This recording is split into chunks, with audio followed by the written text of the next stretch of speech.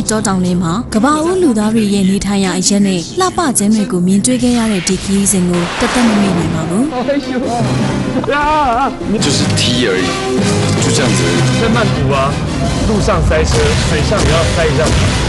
刚刚是谁踢我阿妈？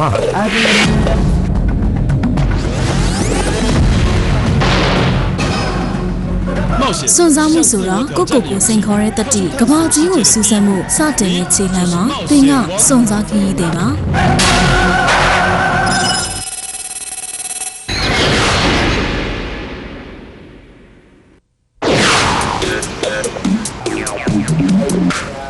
ဘန်ကောက်ဟာထိုင်းနိုင်ငံရဲ့မြို့ကြီးဖြစ်ပြီးလူဦးရေ390ကျော်ရှိကတနိုင်ငံလုံးရဲ့လူဦးရေ20ရာခိုင်နှုန်းကဒီမှာစုဝေးနေကြပါတယ်။ကြက်ပြန်မကြစီကားလာတာကိုတော့အားလုံးသိထားကြမှာပါ။ဒီနေ့ခေတ်သူ့ရဲ့ဟန်အမူအရာတွေကိုကြားမြင်သိရှိပြီးတဲ့နောက်ဘန်ကောက်နဲ့မတူတဲ့နေရာတစ်ခုကိုအားလုံးကိုခေါ်သွားပါအောင်မယ်။ထိုင်းပြည်ရဲ့တိုးတက်မှုကရေချိုမြစ်ကစတယ်လို့ဆိုရင်ဘန်ကောက်ကရောဘယ်လိုလဲဆိုတာစဉ်းစားကြည့်အောင်။အဖြေကတော့မဲခေါင်မြစ်ပါ။မဲခေါင်မြစ်မှာတော့များပြားလာတဲ့ရေချောင်းတည်ယူပို့ဆောင်ရေးရှိနေလို့ဘန်ကောက်ရဲ့တိုးတက်မှုနဲ့မဲခေါင်မြစ်ဟာခွဲခြားလို့မရတဲ့ပတ်သက်မှုမျိုးဖြစ်နေပါတယ်။ဒီမဲခေါင်မြစ်ကထိုင်းနိုင်ငံရဲ့မြေကြီးတစ်စင်းဖြစ်ပြီးတော့တနိုင်ငံလုံးရဲ့သုံးပုံတစ်ပုံဟာမြစ်ဝမ်း area တွေဖြစ်ပါတယ်။ဘန်ကောက်ရဲ့စီကားချင်းတွေဟာမဲခေါင်မြစ်နှစ်ဘေးကနေတဖြည်းဖြည်းကျယ်ပြန့်လာခဲ့ပါတယ်။လွန်ခဲ့တဲ့နှစ်ပေါင်း200ကချာကီမင်းဆက်ခင်မှာရေချောင်းသွားလာရေးကပြတ်သိပ်နေတဲ့ရေလမ်းကြောင်းပေါ်မှာလှေတွေတစ်နေ့တစ်ခြားပိုများလာပြီးတဖြည်းဖြည်းနဲ့တည်ယူပို့ဆောင်ရောင်းဝယ်လာကြတာရေပေါ်ယဉ်ကျေးမှုအနေနဲ့ဖွံ့ဖြိုးလာပါတော့တယ်။မြကန်းနာနေထိုင်သူတွေရဲ့မပြောင်းလဲတဲ့ဘဝနေထိုင်မှုပုံစံနဲ့ဈေးတွေစုပေါင်းလိုက်တော့ဒီနေ့စီကားလွန်လာတဲ့ရေပေါ်ဈေးဖြစ်လို့နေပါပြီ။တော်တယ်နော်ဒါငါပြောရတဲ့တူရဲ့တရက်ကိုပကံပုံစံလုပ်ထားတာလေဒီလိုခောက်ထားလိုက်တော့အရေးစီးထွက်မလာတော့ဘူးပေါ့ဒီပကံလေးကိုကြည့်ပါဦးလှေနဲ့တပုံစံနဲ့ပဲစားကောင်းမကောင်းစားကြည့်လိုက်မယ်试试看先吃吃看好不好吃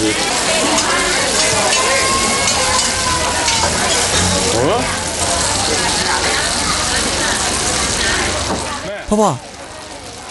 ဒါပါလေတင်မော်ဒီတင်းမောမြင်တွေကိုချစ်ပြီးတော့ဒီထဲမှာထည့်ထားတယ်ဖတ်ထုတ်စားနေရတယ်လို့မျိုးပဲဒါပေမဲ့အဖက်ကတော့မတူဘူးသူ့ရဲ့အဖက်ကတော့တစ်မျိုးပဲဗျသူတို့ရဲ့အနှစ်တွေထည့်လိုက်တော့အရသာကကောင်းသွားတယ်ဖွားဖွားပြောပါဒီမှာရောက်တာဘယ်လောက်ကြာပြီလဲနှစ်ပေါင်း90ကျော်နေပြီနှစ်ပေါင်း90တောင်ကျော်ပြီဒီမှာဈေးရောက်နေတဲ့အဖွားတွေကသူတို့ရဲ့ဈေးရောက်တက်တန်းကအနှစ်30ကျော်ဆိုတာကြီးပဲခန္နန်ဘူးခန္နန်ဘူး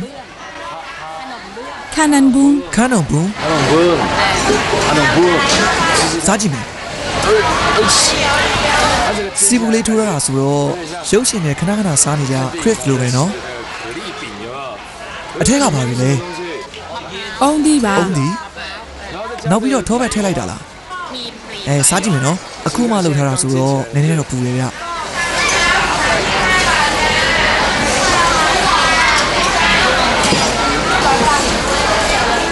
အတော်လေးချူတယ်အထဲမှာကအုံသီးအစာတွတ်ထားတာအုံသီးကလည်းချူတယ်ကြိုက်စားလိုက်ရင်တော့အပြင်ဘက်ကစိမ့်စင်လေးနဲ့ကျွတ်ကျွတ်လေး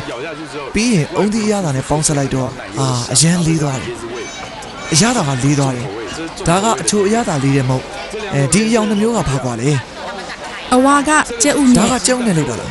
နောက်တစ်မျိုးကအုံသီးအရသာတလုံးစားကြည့်လိုက်မယ်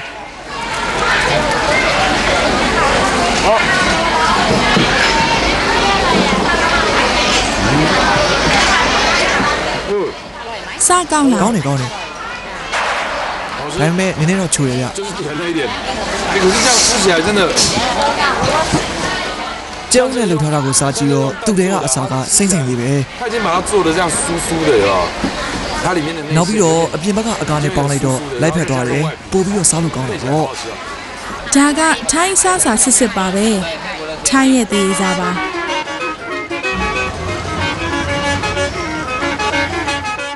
ပုံစံမျိုးမျိုးဈေးလေတွေဟာမြစ်ချဲကရွှေပြောင်းစတိုးဆိုင်တွေလိုပါပဲတစ်သီးတွေတည်ရည်စာတွေကအစအားလုံးအစုံလင်ရှိပါတယ်ဈေးလေမြစ်ဘေးနားကအမတ်တရပစ္စည်းအယောင်းဆိုင်တွေဟာခရီးသွားဧည့်သည်တွေကိုဆွဲဆောင်နေတာမို့ပိတ်ရက်တိုင်းရေချောင်းတစ်လျှောက်လှုပ်လို့မရနိုင်အောင်ပါပဲဘန်ကောက်မှာတော့ကားလမ်းပိတ်ရုံသာမကရေလမ်းမှာလည်းလှေတွေပိတ်နေလိမ့်မယ်လို့တကယ်မထင်မိဘူးဗျဒါပေမဲ့အားလုံးပိတ်ကုန်ပါပြီ ကြည့်ပါလားဒီတေးစာမုတ်တွေရောင်းတဲ့လေကဟင်းသီးဟင်းရဲ့တေးသီးလေးတွေနဲ့နောက်ပြီးတော့ခီးသွားလေတွေအားလုံးပိတ်ကုန်ပြီဗျလှုပ်လို့ကိုမရတော့ဘူးအခုဘလို့ထွက်ရအောင်လည်းမသိတော့ဘူးအရှိကိုကြည့်လိုက်တော့လေအရှိကိုဖြတ်မယ်ဆိုရင်နောက်တနားရီလောက်ကြာနိုင်တယ်ရှေ့မှာအားလုံးပိတ်နေတယ်လေတွေမှအပြည့်ပဲရှေးချောင်းလန်းခရီးမှာလမ်းအမတ်အသားတွေနဲလာပြီးလှေတွေများလာတော့အားလုံးရှေ့တိုးနောက်ဆုတ်ခတ်ကုန်ပါတော့တယ်လှေသမားတွေကတော့အေးအေးဆေးဆေးနဲ့ရင်ဆိုင်နေကြပါတယ်အစကရေပေါ်အိမ်တအိမ်ကိုတွားရောက်လဲပတ်ဖို့အာပူတို့ချိန်ထားတာမို့ကြောင်းကြပူပန်နေရပါတယ်ကြည်ရတာကတော့မမီလောက်တော့ပါဘူးမနှက်ဖြန်မှာအေးအေးဆေးဆေးတွားကြပါတော့မယ်ကလေးတွေပါစားကြမလဲကလေးတွေပါစားကြမလဲအမြဲလာဝယ်ထားနော်ကလေးတွေပါစားကြမလဲဟာတေးစာရောင်းတဲ့လှေပါလားမင်္ဂလာပါကျွန်တော်ကို orange တင်ပေးပါလား我一看到这边，弟弟，进来没？来来，进来不？进来没？弟弟，进来没？ဒါပါတိတ်ပဲလေကလေးတွေဘာစားကြမလဲ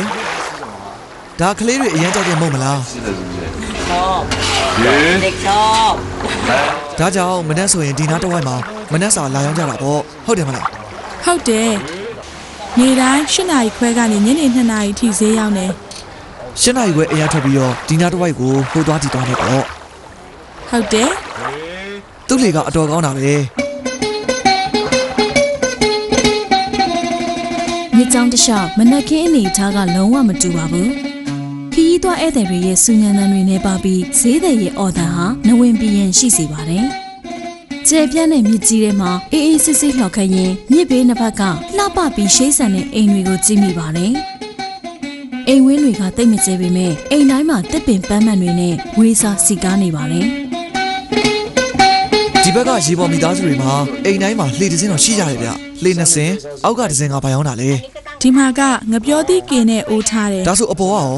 အောက်ကလေကစီးပွားရေးလုပ်ဖို့တီးတတ်မှာเรือผ่านมาเนี่ยเรืออย่างเงี้ยมีคนนั่งมาเงี้ยแล้วก็ไปဧည့်သည်လာလို့ရှိရင်လှေကိုအောက်ချပြီးလှော်သွားရုံပဲအခုဒီလေကိုဘာလို့အမြင့်ကြီးမှာထားတာလဲဒါမှလှေကရေမထိမှလေရေထဲမှာဆိုဟိုတိုက်ဒီတိုက်နဲ့ကြာလာတော့ပျက်စီးတတ်တယ်လေအားလုံးကိုစင်ပေါ်မှာထားတာညံတော်တော်ရှိရပဲရေထဲမှာအမြဲစိတ်မထားဘူးပေါ့တာမန်ရေပေါ်မိသားစုတွေကကျွန်တော်ကြုံမှုတလောက်ဆိုရင်အများအပြည့်တော့အိမ်ဘက်လေကရေကိုပဲသုံးကြတယ်ဒီရှိကရေတွေကိုပဲသုံးတာလားမဟုတ်ဘူးမသုံးဘူးဘာလို့လဲဘုံမိုင်းရေကိုရေအိုးထဲထည့်ထားတာဘုံမိုင်းရေရှိတာကိုဘာဖြစ်လို့ဒီလိုအိုးတွေနဲ့ထည့်ထားတာလဲဖွင့်ပြီးသုံးရင်ရတာပဲဟောဒီမှာတခါတလေရေပြတ်တတ်တယ်ရေလောင်ထားပြီးသုံးတာပို့အဆင်ပြေတယ်လေပို့ပြီးတော့လဲစိတ်ချရတယ်တကယ်တော့ရေပေါ်မိသားစုဘဝဟာစိတ်ကူးတွေကလို့အဆင်မပြေတာတွေတိတ်မရှိပါဘူး။ဧရိယာကျဉ်းလေးမှာနေရာလက်အားလုံးကိုကောင်းကောင်းအသုံးချထားပါတယ်။စင်လေးနဲ့နေရာလွတ်တွေဟာဒီအကျော်ရဲ့ပစ္စည်းတူလောင်ခန်းဖြစ်လို့နေပါတယ်။ဒီမှာဘာလို့ငပြောသီးတွေဒီလောက်များနေတာလဲ။ရောင်းဖို့အတွက်လေဟာအများကြီးပဲဒီမှာလည်းရှိသေးတယ်ဗျ။ရောင်းတာနဲ့กินတာနဲ့မတူဘူးလားဒီဘက်ကတော့လက်ဆက်နေတုံးရောင်းမို့ဒီဘက်ကတော့ကင်မီမှရောင်းတယ်အမျိုးစားကတော့အတူတူပါပဲမင်းစားတာလောလိုက်တာ吃太多了吧你စားကောင်းတယ်ကောင်းလားတေးသေးလေးဆိုပြီးတော့အထင်မသေးပါနဲ့အရန်ချိုတယ်ဗျစားလို့လည်းကောင်းတယ်ငပြောသီးအကြီးတစ်လုံးဆိုရင်တော်တော်များများစားလို့မကုန်ဘူးဒါပေမဲ့ဒါကတော့တစ်လုံးပဲစားလို့ကောင်းတယ်ဗျနွားပြန်ပြီ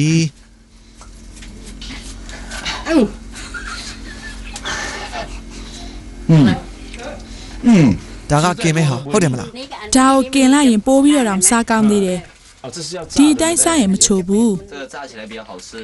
အရှမ်းမမွေးဘူးအချိုပေါ့လို့နဲ့မဟုတ်လားต่างกันนะဟုတ်တယ်ကွာတယ်ဗျဒါကခုနကဟာနဲ့လည်းမတူပြန်ဘူးအမျိုးအစားမတူဘူးအမျိုးအစားလည်းမတူဘူးဒါပေမဲ့အရွယ်ကတော့တိတ်မကွာပါဘူးဒါပေမဲ့ဒါကပူပိန်တယ်ဒါကဝတယ်เอากินได้หมดเลยเอาเลยကောင်းအောင်စားဒါကပူတော့မချိုးဘူးအတော့ရှေးဘက်ကမြည်ရည်တွေတက်လာရင် ဒီနေရာတွေမှာနစ်ကုန်ပါလား ဒီဘက်တွေထိတက်တယ် ဒီနေရာထိရေတက်တယ်ဟုတ်လားအော်ဒါဆိုရင်အောက်မှာပစ္စည်းတွေဒီလောက်များတော့ငပြောသီးတွေရောဘယ်လိုလုပ်မှာလဲ แล้วก็หนุ่ม အောက်ခံကိုမြင့်လိုက်ရင်တော့ကိစ္စမရှိတော့ပါဘူး အော်ဟုတ်တာပဲသူဒီလိုပြောမှပဲတွေးတော့တယ်အမှန်တော့ဒီဘက်ကပစ္စည်းတွေကိုစင်မော်တင်ထားတာပါစင်ကိုမြင့်လိုက်အောင်ပဲသူ့ရဲ့ဘေးဘက်ဟိုမှာရေဝစ်နေတာတွေကရေမြုပ်ထားတာတွေပါ ရေပေါ်ဈေးမှာစီးပွားရေးလုပ်တဲ့အကြောကနေ့လယ်အကြည့်ရေပေါ်ဈေးရောင်းကပြန်သိမ်းလာပြီးမနှက်ဖြန်အတွက်တစ်သီးတွေပြင်ဆင်ကြပါတယ်။အိမ်နီးချင်းတွေကဟိုဟာဒီဟာလေးတွေကိုကူညီပေးရင်အချိန်ကုန်ကြပါတယ်။သူ့အနေနဲ့တော့ဘဝကရိုရှင်းလုံးပေမဲ့ဒီလိုတိတ်ဆိတ်ပြီးစိတ်ရှုပ်စရာတွေနဲ့ဝေးတဲ့နေ့ရက်တွေကိုတော့အမြဲခံစားနေရပါတယ် အရန်ပေါ်ရည်တယ်အဲ့တော့အရန်ကောင်းတယ်ဗျဒီဘက်မှာတော့ခြေရန်ရှိအိမ်တွေရဲ့အောက်ဘက်ကပြင်များတွေမလို့ကျွန်တော်နင်းလိုက်တာနဲ့ဒီလိုမျိုးချိုင်းဝင်သွားသလိုခံစားရတယ်ဗျအခန်းကာတာမရှိဘူးလား ဒီတစ်ခန်းပဲရှိတယ် ဒါဆိုရင်တန့်စင်ခန်းရော ။တရက်တစ်ကြေးပြောင်းရွှေ့နေထိုင်ကြတဲ့ကြောတောင်သူရဲကောင်းတစုဟာဓမြောင်တစ်ချောင်းတီပုံစံပေါင်းမီနဲ့တွာလာနေထိုင်ကြပါတယ်။ထူးခြားဆန်းပြတဲ့မျိုးနယ်စုလေးဟာတွားမဲမဲငွေရောင်ခေါင်းဆောင်နဲ့မှုနာမည်တွင်နေပါတယ်။ခေါင်လုံးလာတဲ့ကြောတောင်ထဲမှာကဘာဦးလူသားတွေရဲ့နေထိုင်ရာအရက်နဲ့လှပခြင်းတွေကိုမြင်တွေ့ပြီးထိုင်းရဲ့မူလဟန်ပန်အမူအရာတွေကိုမြင်ဆန်းကြည့်ခဲ့ပါတယ်။ အိမ်သာကတော့စောင်းကြောင်ထိုင်ရတဲ့ဟာမျိုးပဲဗျခြေရန်ရှိအိမ်မို့လို့အပေါ်မှာပဲအိမ်သာကိုထားထားတယ်ဗျကိစ္စပြီးရင်ဘေးနားမှာရေအိုးရှိတယ်ရေခတ်ပြီးတော့လောင်းချလိုက်ရပြီပေါ့ဗျာတာမန်ဆိုရင်တော့အပြင်ဘက်ကိုသွားအောင်ပါသူတို့အိမ်ကကိုပိုင်တန်းစင်ခန်းရှိတယ်ဗျညဘက်ဆိုရင်တော့ဒီနေရာမှာဘယ်နှစ်ယောက်အိတ်လဲ 4 ယောက်ဒီဘက်2 ယောက်ဟိုဘက်2 ယောက် สองมุ้ง 2 ယောက်စီအော်ဒီမှာခြေထောင်ရှိရပဲအမှန်တော့ခြေရန်ရှိအိမ်မှာအိတ်ရတာအရန်စိန်ရှိတယ်ဗျအခင်းကတစ်သားပြားနဲ့ခင်းထားတာဆိုတော့အရန်အေးတယ်ဗျ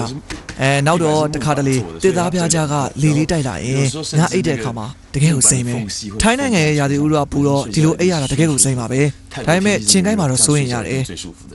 ကဲအမြန်ချလိုက်တော့မယ်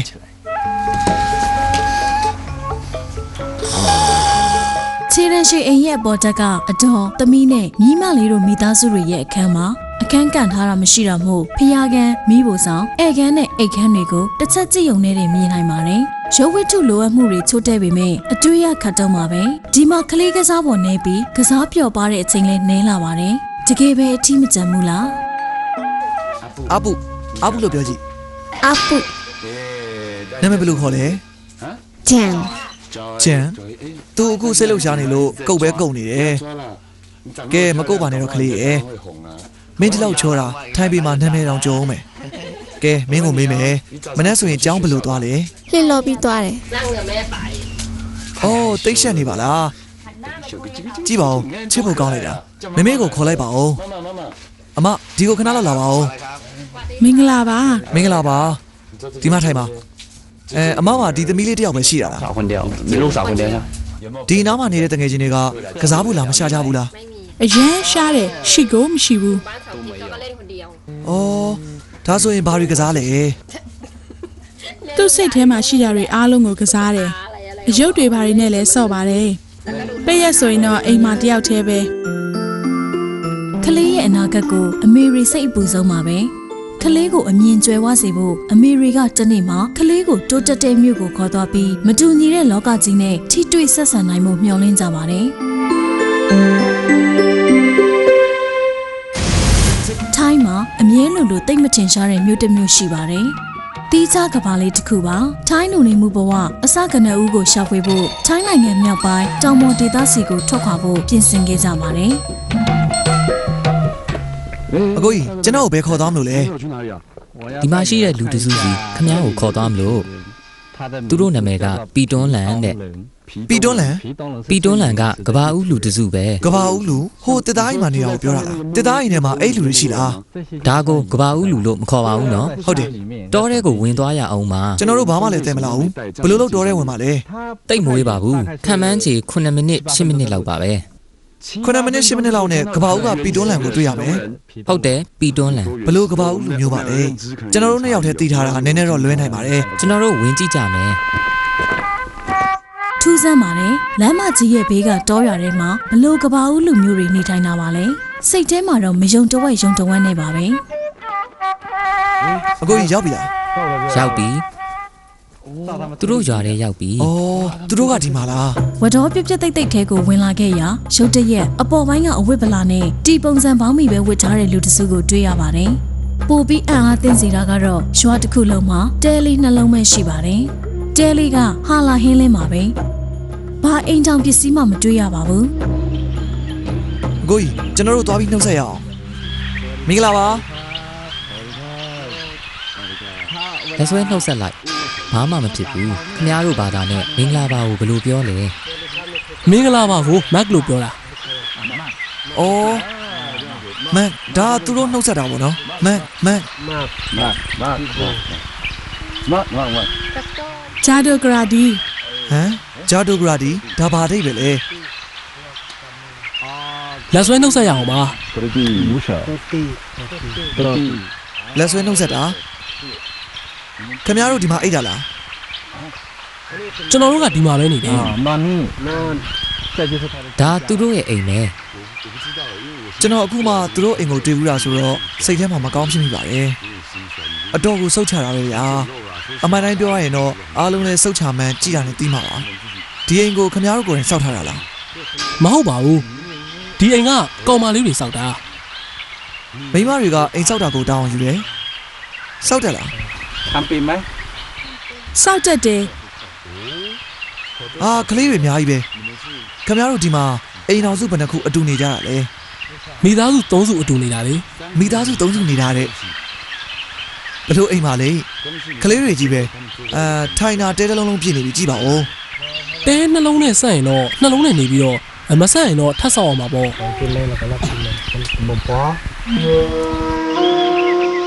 ဒီလောက်ရိုးရှင်းလွန်းတဲ့ရွာကိုတွေ့တော့အကိုလုံးကဇက်အဖွဲတွေခေါ်ပြီးတရုပ်ဆောင်ခိုင်းထားတာလို့အစကထင်မိပါတယ်မချင်မက်ပဲသူတို့ဟာတောင်ပေါ်မှာနေထိုင်တဲ့ပီတွန်းလန်ဆိုတဲ့မျိုးနွယ်စုလေးတွေဖြစ်နေပါတယ်ပီတွန်းလန်ဆိုတဲ့စာလုံးရဲ့အဓိပ္ပာယ်ကငပြောရွက်တစ်စီပါသူတို့ဟာငပြောရွက်တွေဝါးတွေနဲ့အိမ်ဆောက်ပြီးနေတာအကျင့်ဖြစ်နေလို့ပါပဲတောင်တန်းဒေသမှာခြေသလုံးအိမ်တိုင်းဘဝနဲ့တွာလာနေကြပြီးစကားလဲနားမလဲလို့အမားမားရွင်းရွင်းတွေပဲဖြစ်နေတာကိုတောတောင်တွေကတစီရီဆိုပြီးအထင်လွဲမှားခဲ့ကြပါတယ် အာပူ အာပူဂျမ် ကျန် 加加 အာပူထိုင်ပေကအာပူပါ 台湾，怎么搞？ အာပူထိုင်ပေ ဟုတ်တယ်အာပူထိုင်ပေဟုတ်တယ်ဒါလေးပဲဝတ်ထားတယ် 你差得真近。 ဒါနဲ့နေရပါပြီ အိတ်တဲ့ခါမှာရော လှဲအိမ်လိုက်ပြီးတာပါပဲ 哎， ဒီလိုအိတ်တာလားအော်ဒီဘက်မှာကမီးပုံရှိရပဲကျွန်တော်ဂျပန်သွားတော့ကဝတ်တဲ့တီပုံစံပေါင်းပြီလို့ပဲအနောက်ဘက်မှာကတီပုံစံလေးပဲဒီလိုပုံစံလေးပဲရှိရဗျအမှန်တော့ထိုင်းမှာကတိတ်ပူတယ်လို့တော့မထင်လိုက်ပါနဲ့အခုတောင်တန်းဒေသမှာအရန်အေးနေရဲ့ဗျကျွန်တော်တို့အနွေးရဲ့ဝတ်တဲ့သူတောင်ရှိသေးတယ်ဒါဆိုရင်ရပါပြီ စစ်ခိုင်း ကျွန်တော်တို့အခုဒါကိုယူပြီးဘာလုပ်မယ်ထင်လဲ 那我们现在拿这要干嘛？掏耳朵。 နားကလော်လားဝါပင်ကဝက်ကိုင်းလေးတစ်ခုကိုယူလိုက်ပါဒါဆိုရင်ရောရလား ရတယ်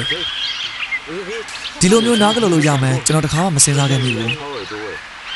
အရင်ကျွန်တော်မြေဘက်မှာအလုပ်လုပ်တော့ကတခြားသူတွေကျွန်တော်ကိုစကားပြောတာကျွန်တော်ဘာမှမကြားဘူးအဲနောက်တော့ဝါခိုင်းလေးတစ်ခိုင်းနဲ့နားကလော်လိုက်တာ ဆိုင်နေမကြည့်မင်းညာယူနိုင်နေနော် တစ်ချက်လောက်ကလော်လိုက်တာနဲ့ကြားရသွားတယ်ဗျာအရန်အသုံးဝင်တာပဲ ဒါကတော့သူဟာသာပြောတာနေပါလားခဏတော်တော်ကြီးရတယ်နော်ဒါပေမဲ့သူတို့ရဲ့အသုံးဆောင်ပစ္စည်းတွေကနေရာတကာမှာရှိနိုင်မယ်လို့ကျွန်တော်ထင်ပါတယ်အခုလိုပုံစံမျိုးပေါ့တေကိုင်းလေးတစ်ကိုင်းနဲ့အလွယ်တကူဖြစ်သွားတာပဲလေ အကိုလုံးကပီတွန်းလန်အများစုဟာတောင်ကျမှာအစိုးရရဲ့ကြီးစုဆောင်ရှောက်မှုကိုခံယူကြတယ်။ဒီမိသားစု၃စုကတော့မြေပြန့်ရဲ့လူနေမှုနဲ့အကျင့်မရှိတာမို့ကိုမိသားစုကိုခေါ်ပြီးတောင်ပေါ်မှာပဲလာနေကြတာလို့ပြောပါတယ်။သူတို့ရဲ့နေထိုင်မှုကလုံးဝကိုသဘာဝအတိုင်းပါပဲ။အမျိုးသမီးတွေကတောင်လုံးပြည့်ရှိတဲ့ငပြောရွက်တွေဝါးတွေကိုခုတ်ယူစုဆောင်ပြီးလေကမိုးကခံနိုင်တဲ့အိမ်လေးတွေကိုစောက်ကြပါတယ်။ နှစ်ဖက်စလုံးအတူတူပဲမလား မတူဘူးဒီဘက်နဲ့ဆိုရှော့ကြလာတတ်တယ်လို့သူကပြောတယ်ဗန်းမားရင်မိုးလို့မရတော့ဘူးတကယ်လို့ဒီလိုဆိုရှော့မကြတော့ဘူး တကယ်လားကျွန်တော်စမ်းကြည့်အောင်ဒီလိုစီထားရင်ရှော့ကြမယ်လို့သူကပြောတယ်ဗျ ပြောသားပဲဒီလိုလုံးလို့မရပါဘူးလို့ ဒါပေမဲ့ဒီလိုပြောင်းပြန်စီလိုက်တဲ့အခါမှာဒီရက်တွေပေါ်မှာစီရမှာမလား ကျမတင်မေးမယ် အရွက်ကြားကိုရိုးရံဖောက်ထည့်လိုက် နည်းနည်းလေးဒီဘက်ကိုကြည့်ပါငှက်ပြောရွက်ရဲ့ယူရန်ကစောင်းစောင်းအနေထားလေးဆိုတော့ပြောင်းပြန်လေခုံးပုံထားလိုက်တာဒီလိုအပေါ်ဘက်မှာမိုးထားလိုက်တယ်တေးရက်ပေါ်မှာအပေါက်တစ်ပေါက်ဖောက်လိုက်ပြီးတော့ဒီလိုထည့်လိုက်တယ်သူကထိန်းထားလိုက်မယ်ဒုတ်ချောင်းတင်ပြီးတော့ဖိထားလိုက်မယ် ပြီးပြီ ငါပြောရဲ့အိမ်လေးတစ်လုံးကိုအချိန်တူတူလေးအတွင်းမှာလုံနိုင်ပါတယ်ဒါပေမဲ့တေးရက်ခုတ်တဲ့အချိန်ကတော့တော်တော်ပေးရတယ်ဗျအိမ်ဆောက်တဲ့အခါမှာတော့တကယ်မြန်တယ်ဒါဟာလူသူမနီးရဲ့ကျွန်းမှာနေထိုင်တဲ့အခါမှာတော့ဒီလိုလုပ်ရတယ်ဆိုတာကိုကျွန်တော်ကိုစဉ်းစားစီမိပါတယ်ကျွန်တော်တို့စမ်းကြည့်အောင်လာထိုင်ကျွန်တော်စမ်းကြည့်မယ် အားလုံးအတူထိုင်ကြရအောင် ဒီလိုတဲရင်တီးတီးလေးတစ်လုံးကစောက်ရတာလွယ်ပေမဲ့အမှန်တိုင်းပြောရရင်တော့ကျွန်တော်တို့၃ယောက်နောက်ပြီးတော့ဟိုတစ်ယောက်ကအပြင်ဘက်ရောက်နေပြီသူတို့ဒီပုံစံတိုင်းမိသားစု၃စုအိမ်နှလုံးနဲ့နေတာကိုတွေ့ရတယ်ညဘက်အိတ်တဲ့အခါမှာရောလင်မယားနှစ်ယောက်ကကလေးတွေခေါ်ပြီးတော့အတူအိတ်တာလား ကျုပ်တို့တမိသားစုကအတူအိတ်ကြတယ်အိတ်ခံနေတော့အနားမှာမွေရှိမရှိအရင်ကြည့်ရတယ်ဗျတခါတလေညဆိုရင်ပိုဝေးတတ်တယ်မိုးရွာလာလို့ရှိရင်အထဲထဲကိုခေါင်းတိုးလိုက်ရပြီ 他下雨他就往里面。 တွေးလိုက်တာမိုးရရင်တော့အထဲဘက်ကိုအမြန်တိုးဝင်လာတယ်ဗျ ပီကျွန်းလန်တွေဟာကြောကြောင်ထဲမှာသာတေးချနေကြပေမဲ့နိုင်ငံသားတွေလာလေတော့လေအလွန်ခင်မင်ကြပါတယ်။ဒါပေမဲ့ဘေးနားကကလေးတွေကတော့အလွန်ငြိမ်သက်လွန်းတာကိုတွေ့ရပါတယ်။ကြည့်ရတာတော့အာပူကပြိုင်မကင်းလက်နဲ့ထုတ်ပြီးအားလုံးနဲ့ခင်ခင်မင်မင်နေရတော့မှာပါ တယောက်မှလည်းဒီဘက်ကိုမကြည့်ကြဘူးဒုက္ခပါပဲကင်မရာကဒီကလေးတွေအသုံးဝင်မှုပဲ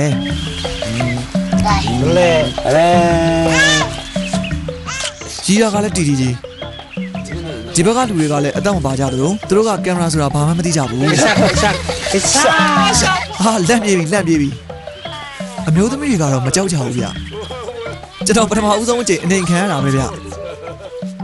အတွေ့အကြုံတွေအရပေါင်းရခတ်တဲ့ကလေးတွေဟာသူတို့ရဲ့ပုံကိုကင်မရာထဲမှာတွေ့တဲ့အခါတခက်ခက်နဲ့မရမနာရည်တတ်ကြပါတယ်။ဒါပေမဲ့ဒီတစ်ခါတော့ဘာလို့များတုံ့ပြန်မှုမရှိတာပါလဲ။ကလေးတွေကတခါမှမှန်မကြည့်ဘူးသလိုပါပဲ။ကင်မရာထဲမှာကိုယ့်ပုံကိုမြင်ရတာကိုပဲသစိမ်းတစ်ယောက်လိုထင်နေကြပါတယ်။ဒါပေမဲ့ဒီပြဿနာကသူတို့အတွက်တော့လက်ဟာနေတဲ့ဝမ်းပိုက်ကိုဖြည့်တင်းဖို့ချက်ပို့ပြီးအရေးမကြီးလာပါဘူး။ ခင်ဗျားတို့နေတိုင်းစားတဲ့အစားအစာတွေကအပြင်ကိုထွက်ပြီးရှာတာလားဒါမှမဟုတ်ကိုယ့်အကိုစိုက်တာလား အနားမှာရှိတာပဲစားတယ်စားစရာကုန်တော့မှတောင်ပေါ်မှာသွားရှာတယ် ของตัวบ้านนี่มีของป่าได้ ခုနကအိမ်ပြောင်းတဲ့ပြဿနာပေါ့သူတို့က၄-၅-၆ရက်နေပြီလို့အနားမှာစားစရာတွေကုန်ပြီဆိုရင်တော့သူတို့အိမ်ကိုပြောင်းရွှေ့ကြတယ်အမှန်တော့သူတို့ရဲ့အစားအစာကတကယ်ကိုချိုးတက်လာပါတယ်စားစရာရှိလား ရှိတယ်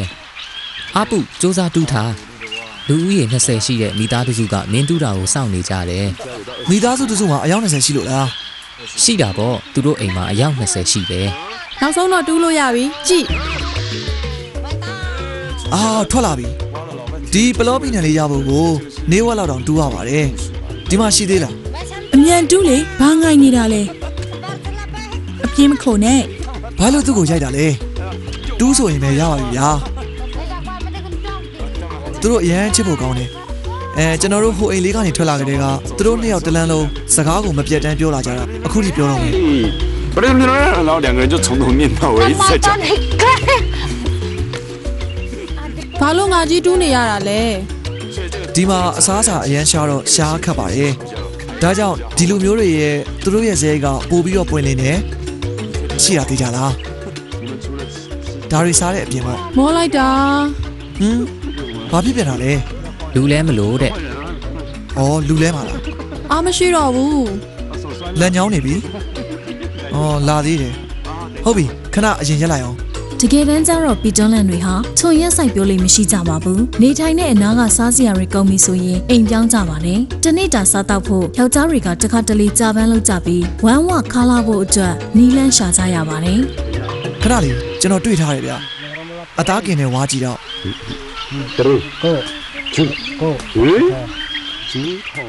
ဝါကြည့်တော့အဲ့ဝါကြည့်တော့ကိုထမင်းချက်တဲ့ခါမှာတုံးတယ်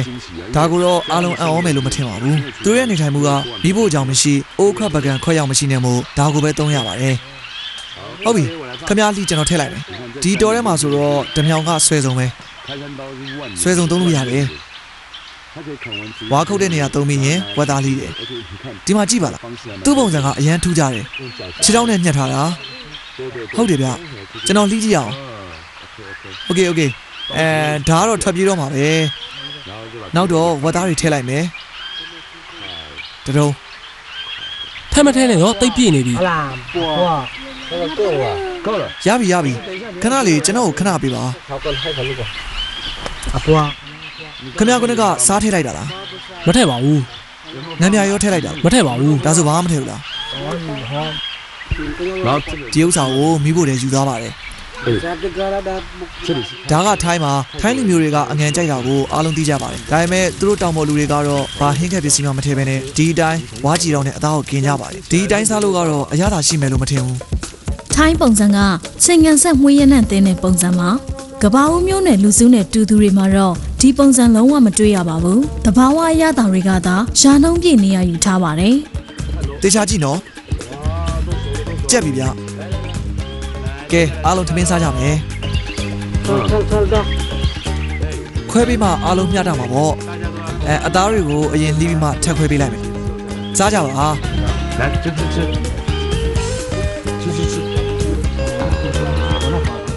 ကျွန်တော်ခုံးတာကိုမခံဘူးဗျာနောက်တစ်ယောက် 换一个သူလဲခုံးတာကိုမခံဘူးကိစ္စမရှိပါဘူးသူတို့တွေစားလို့ဘိုက်ပြေးတာကိုမြင်ရတာနဲ့ပဲကျွန်တော်ပြောနေပါပြီ မင်းပဲစပါ အာစားလို့ကောင်းနေဗျာဒီတိုင်းစားတာအရသာမရှိဘူးဒါပေမဲ့သူ့မှာအငံတက်လေးရှိတာသိရမလား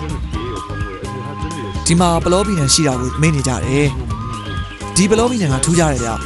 အမြင်လေးတွေတပြင်းချင်းရှိနေတယ်လို့ပဲ 特别有一条一丝一丝的感觉。 ဒါကိုဝက်သားနဲ့ကျွေးစားရမယ်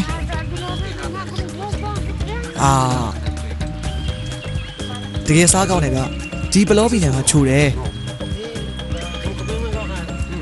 သူတို့ဘယ်သားကြမလို့လဲအားလုံးပဲဘာလို့ရုပ်တရက်နောက်ဘက်ကိုခုံပေါက်သွားကြတာလဲဩရေလာတောက်တာကိုအသား3လေးလုံးစားပြီးတော့သူတို့ဒီဘက်မှာရေလာတောက်ကြတယ်ခုနကသူတို့တွေတန်းစီပြီးတော့စီကန်းရှိရှိနဲ့တယောက်စီရေတောက်တာကိုတွေးလိုက်ရပါတယ်ဆက်စားကြအောင်လေ 继续吃嘛不去吃 ကလေးတွေကရုတ်တရက်ရေပေးတောက်ပြီးတော့ကျွန်တော်ပြန်လာတော့သူ့အဖေကအသားတွေကိုသိမ်းနေပြီခင်ဗျားတို့ဝါကြရလား ဝါပါလေအများကြီးစားထားတာပဲ 吃饱吗给没给没 အားလုံးစားရရဲ့လားခုနကဘလောက်မှမစားလိုက်ရဘူးထင်တယ်ဒီလိုတေးသေးလေးတွေလီးရတဲ့အသားတုံးလေးတွေကိုကလေးတွေကတယောက်ကို4-5တုံးလောက်ပဲစားရတယ်ဗျအများဆုံး9တုံးပေါ့သူတို့ကဒီလောက်နဲ့ဝါသွားရောလား ဒီလောက်ကအတော်ပါပဲစားတာအရန်များလို့ရှိရင်ဘိုက်ပူလာနေလို့မကောင်းဘူးဗျ ถ้ากินอิ่มไปมันจะอืดมันจะตองมันจะไม่ดี ဒါပေမဲ့အမှန်တိုင်းပြောရရင်တော့ခုနကလူကြီးစားတဲ့လောက်ပမာဏဆိုရင်ကျွန်တော်အနေနဲ့ဆိုရင်ပေါ့ဗျာအကြမ်းမြင့်ကျွန်တော်တစ်နက်စာရဲ့ငါးပုံတစ်ပုံလောက်ပဲရှိမယ်ဗျဒီလိုအသား2တုံး3တုံးလောက်စားတာနဲ့ဘိုက်ပြစ်သွားအောင်တဲ့နောက်ပြီးတော့ပလောပီနံကိုလည်းတစ်လုံး2လုံးလောက်ပဲစားကြရဗျကလေးတွေအခုချိန်ဆိုရင်ဘိုက်စာနေအောင်မယ်လို့တော့ထင်တာပဲဒါပေမဲ့သူတို့လည်းအများကြီးမစားဘူးဗျအဲ့ဒီသားတွေကိုသူတို့ညကြရင်စားဖို့ခြံထားတာထင်တယ်ဗျဒါမှမဟုတ်ရင်မနှက်ပြန်မနှက်မှဆက်စားကြမယ်ထင်တယ်သူတို့ရဲ့ဒီလိုလူနေမှုမျိုးကိုကျွန်တော်အနေနဲ့ပြောရရင်တော့တကယ်ပဲမစင်စားတတ်တော့ပါဘူးဗျာ တချင်းဆိုကြရအောင် ဘာဖြစ်တာလဲဒါလည်းရှိတာပဲလားမဟုတ်တယ်လား မှုတ်တတ်တာပေါ့ ကဲစမ်းကြည့်ပါအောင်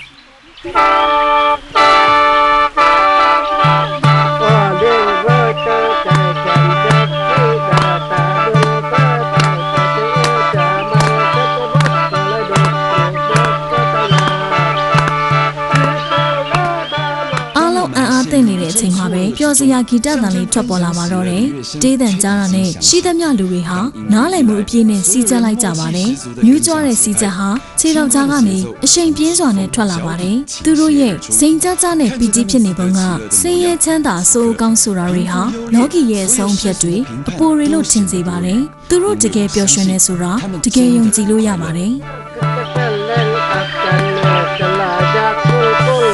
ထိုင်းမှာပီကျွန်းလန်တွေလိုမျိုးပဲကိုဘဝနဲ့ကိုပြောနေတဲ့မျိုးနွယ်စုလေးရှိပါသေးတယ်။ထိုင်းရဲ့မြောက်ဘက်မှာချာရီတာယိုထိုင်းလို့ခေါ်တဲ့တောင်တန်းဒေသမှာဒလိတ်ချားနာတဲ့ခါရိုလူမျိုးတွေရဲ့နေရရှိပါတယ်။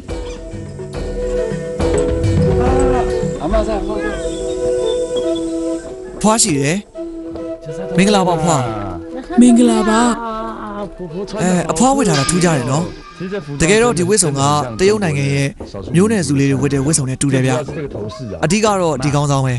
ဒါကလေးမနေဘူးလား အဖွားကအကျင့်ဖြစ်နေပြီ ဒါဆိုရင်အရင်တည်းကဒီပုံစံကိုဝတ်နေကြပေါ့ အသက်20ကလေးကအခုထိပဲနေတိုင်းစောင်းနေမစောင်းမဲနဲ့ဆိုအရန်ရှက်တယ်လုံးဝအပြင်မထွက်ရဲဘူး အရင်ခေတ်တုန်းကဆိုရင်တော့အခုခေတ်မိန်းကလေးတွေပေါ့ဗျာအလားမပြင်းမဲ့အပြင်ထွက်ရင်အင်းကြီးမွေထားတယ်လို့မျိုးပေါ့အဲ့ဒီသဘောမျိုးပါပဲ ခေါင်းဆောင်ကငါတို့အတွက်အရေးကြီးတယ်ဘယ်နေရာပဲရောက်ရောက်မချွတ်ရဘူး အိမ်မှာတော့ချွတ်ထားလို့ရမှာပေါ့ ဘယ်ရမလဲ ဟာမရဘူးလား စောင်းမိအိတ်လည်းအဆင်ပြေတယ် ဒါဆိုရင်ဒီလိုပဲအိတ်တာပေါ့ စိမ့်မဲ ခေါင်းဆောင်ဆောင်ပြီးတော့ဒီလိုလေးဘေးကပ်ပြီးတော့အိတ်တာပေါ့ကြည့်ပါဦးအဖွားရဲ့သွားတွေကကိုင်းရစားလို့မဲကုန်ပြီ ဒါကွန်းစားလို့မဟုတ်ဘူးဘရဆေးနဲ့မဲအောင်လှုပ်ထားတာတွားဖြူဖြူနဲ့မိန်းကလေးကိုကြိုက်မဲ့သူမရှိဘူးမဲမှလှတာ တမင်မဲအောင်လုပ်ထားတာ အဲ့လိုမှမဟုတ်ရင်မိန်းကလေးကအိမ်အောင်ကြတော့မှမဟုတ်ဘူးအရင်ကသွားမမဲရင်ဘူးမှမကြိုက်ဘူး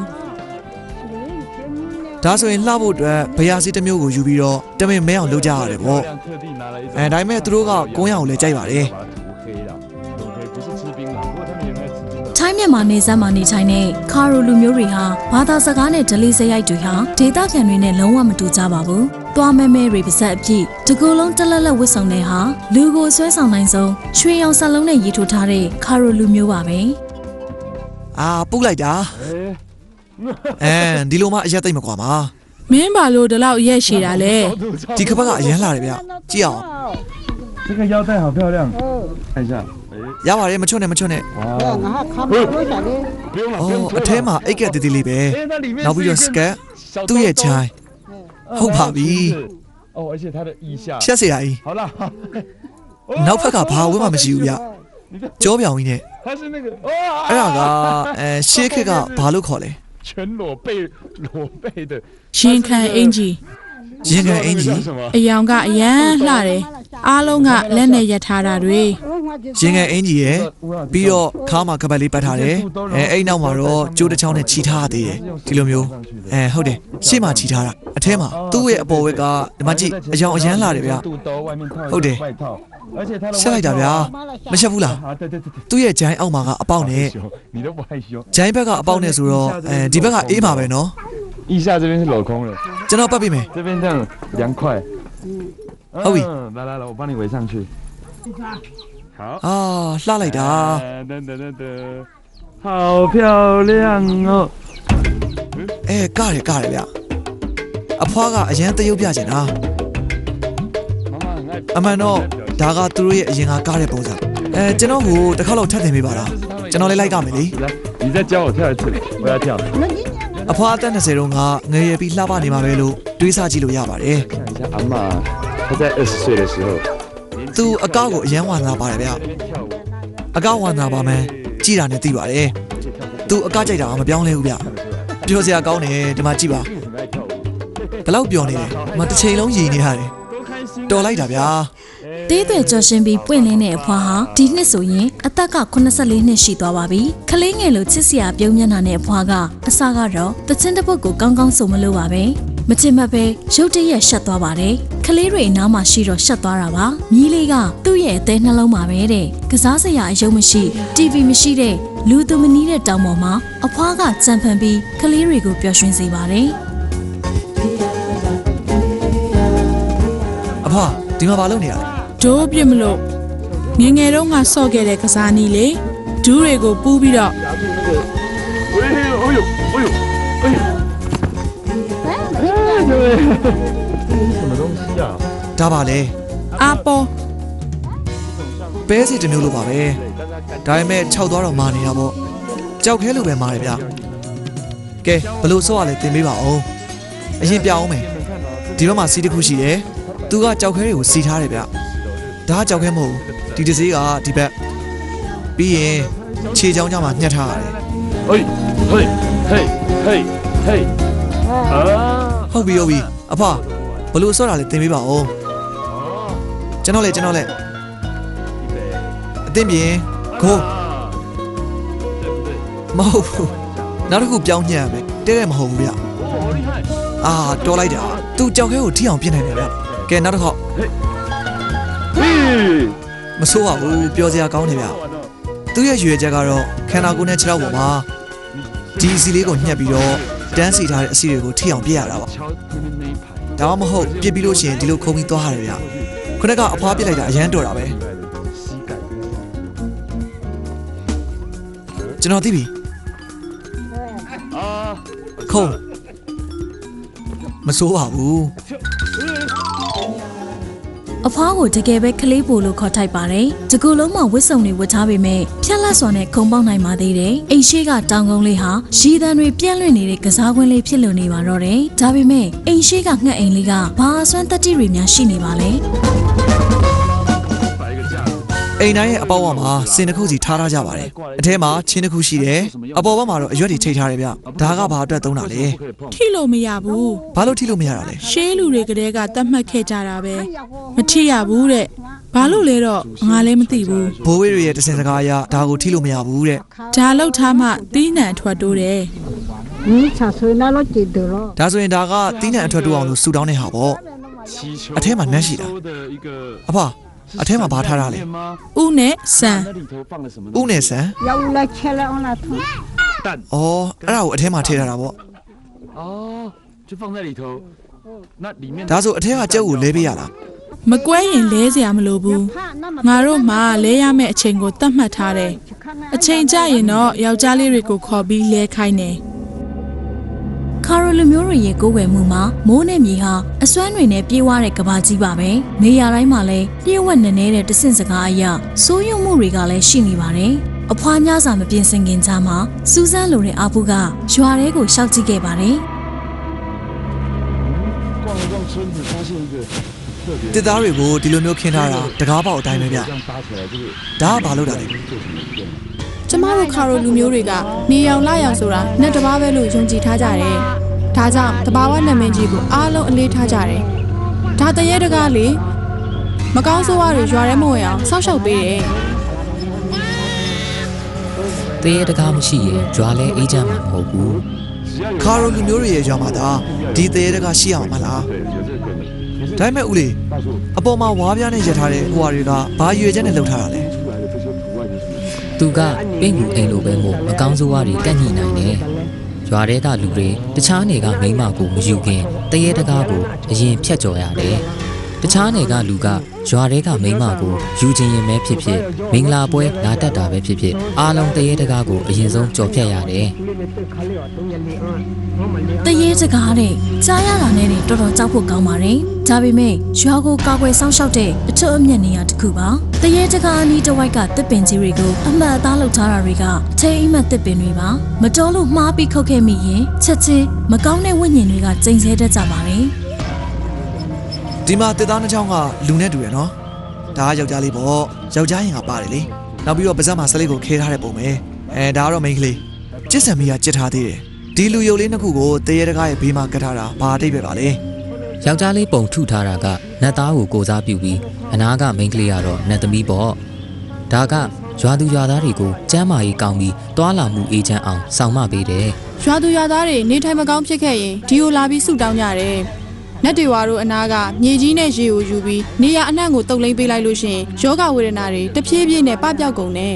ဒါဆိုရင်ဒါကရိုးရစေကူတာနေပေါ့ လူနာခံစားနေရတာတွေအားလုံးပျောက်ကင်းဖို့နတ်ဒေဝါကိုအနူးအညွတ်တောင်းပန်ပါတယ် 还在上面帮我按摩，这是传统疗法，对不对？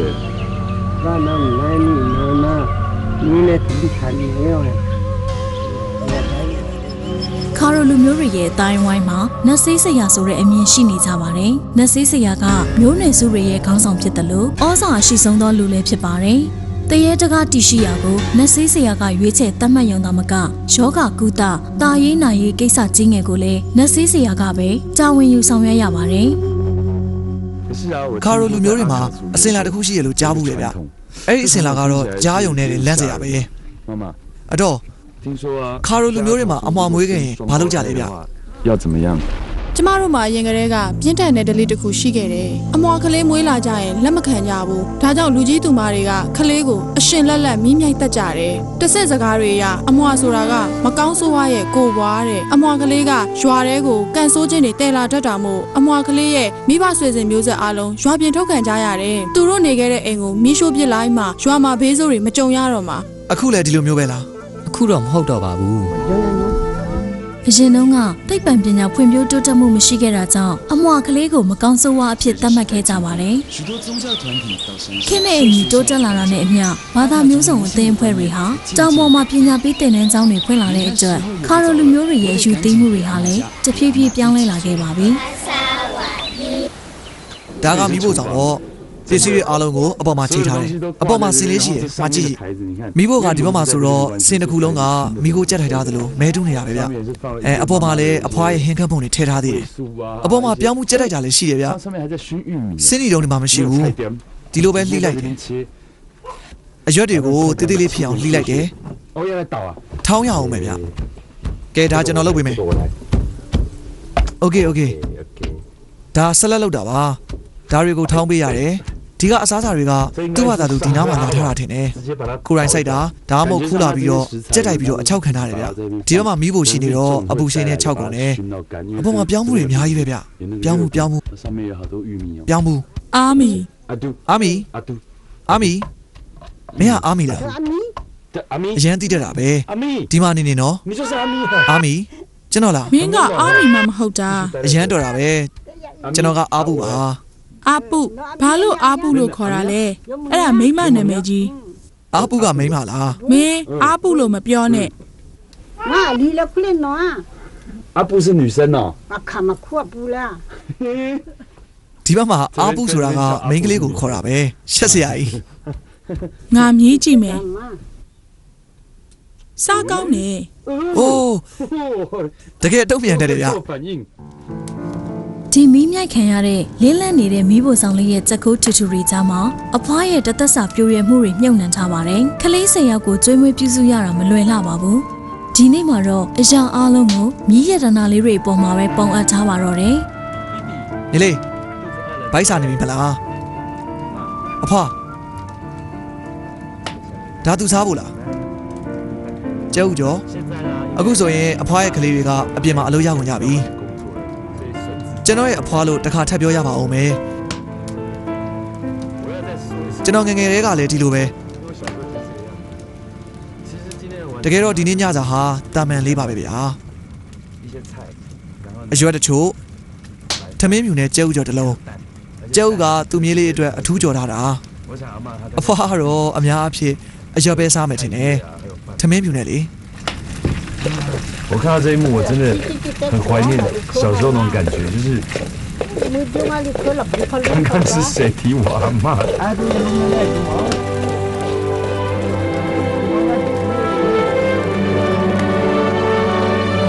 阿布ကလည်းဒီမောင်လေးလိုပါပဲအဖွားရဲ့ပြုစုမှုအောက်မှာအရွယ်ရောက်လာတာပါဝင်ရှုပ်တတ်တဲ့အာပူကမိုးလောက်ကြီးတဲ့ချင်းနဲ့ပဲထုံမိမိအဖွားသာအနားမှာရှိနေရင်နူးညံ့စွာနဲ့မိခိုအားထားနေမှာပါသူကအမြဲတမ်းချွေတာစားတော့ပြီးအကောင်းဆုံးဆိုတာတွေကိုအာပူအတွက်ခြံထားပေးပါတယ်ဒီကမောင်လေးရဲ့ရိုးသားတဲ့မျက်နှာလေးကိုကြည့်ပြီးတနေ့မှသူလဲအာပူလိုပဲကိုဟာတာယာချမ်းမြေ့မှုအရှိဆုံးဆိုတာကိုနားလည်လာမှာပါဒီတိတ်ဆိတ်အေးချမ်းလာတဲ့တောင်ပေါ်မျိုးလေးမှာအရွက်နဲ့ထမင်းပြူသာစားရပြီးမြက်တဲအိမ်လေးမှာနေကခေါင်းမောလိုက်တဲ့အခါကြီးမကျယ်ပြန့်တဲ့အပြာရောင်ကောင်းကင်ကိုတွေ့ရမှာပါခေါင်လုံးလာတဲ့တောတောင်ထဲမှာလွတ်လပ်ခြင်းရဲ့အရာသာကိုမြည်ဆန်းပြီးကဘာဦးလူသားတွေရဲ့နေထိုင်ရာအရက်နဲ့လှပခြင်းတွေကိုမြင်တွေ့ခဲ့ရတဲ့ဒီခီးစဉ်ကိုတသက်မမေ့နိုင်ပါဘူး